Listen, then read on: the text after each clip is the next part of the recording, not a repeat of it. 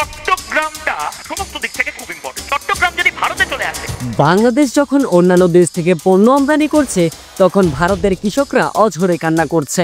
এবার রিপাবলিক বাংলার সাংবাদিক বানর খ্যাত ময়ূক রঞ্জন ঘোষ এবং মোদী সরকারের বিরুদ্ধে রাস্তায় নেমেছে ভারতীয় আলু পেঁয়াজ উৎপাদনকারী কৃষক ও ব্যবসায়ীরা।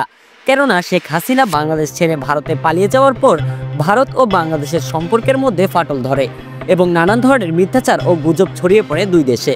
তবে এর মধ্যে অস্বাভাবিক অঙ্গভঙ্গি করে রিপাবলিক বাংলার সাংবাদিক ময়ূক রঞ্জন ঘোষ বিভিন্ন ধরনের গুজব প্রচার করে, বাংলাদেশকে উত্তেজিতমূলক নানান ধরনের কথা বলে, যার ফলে বাংলাদেশিরা ভারতে যাওয়া বন্ধ করে দেয়।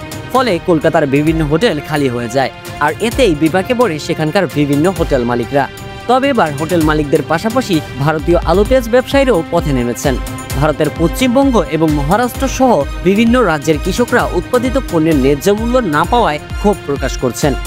এর আগে দিনাজপুরের হিলি স্থলবঙ্গ দিয়ে বাংলাদেশে আলু রপ্তানি বন্ধ করে দিয়েছে ভারতের পশ্চিমবঙ্গ সরকার। রাজ্যের অভ্যন্তরীণ সংকটের দামের কারণ দেখিয়ে 2 ডিসেম্বর থেকে এই সিদ্ধান্ত নিয়েছে তারা।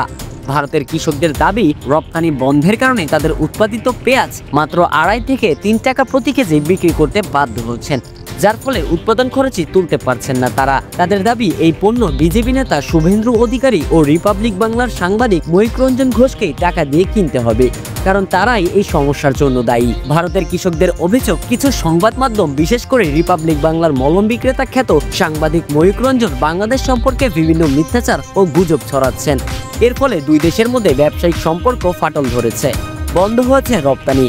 ক্ষুব্ধ হয়ে ভারতের কৃষক ও ব্যবসায়ীরা ময়ূক রঞ্জনের বাড়ি ঘেরাও করে বাড়ির সামনের রাস্তায় আলু এবং পেঁয়াজ ফেলে বিক্ষোভ করছে। কৃষকদের মধ্যে বিভ্রান্তির সৃষ্টি এবং অপপ্রচার চালানোর জন্য ময়ূক রঞ্জনকেই অভিযুক্ত করা হচ্ছে। তার এমন অদ্ভুত কাণ্ড ভারতের কৃষকদের আর্থিক সংকটে ফেলে দিয়েছে, আর এই আর্থিক সংকটের মোকাবেলা করতে না পেরে অনেকেই আত্মহত্যার পথ বেছে নিচ্ছে।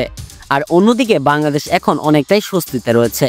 এরই মধ্যে অন্তর্বর্তীকালীন সরকার জানিয়ে দিয়েছেন, পেঁয়াজ ও আলু আমদানি করতে একক উৎস ভারতের ওপর নির্ভর না করে বিকল্প খুঁজছে বাংলাদেশ।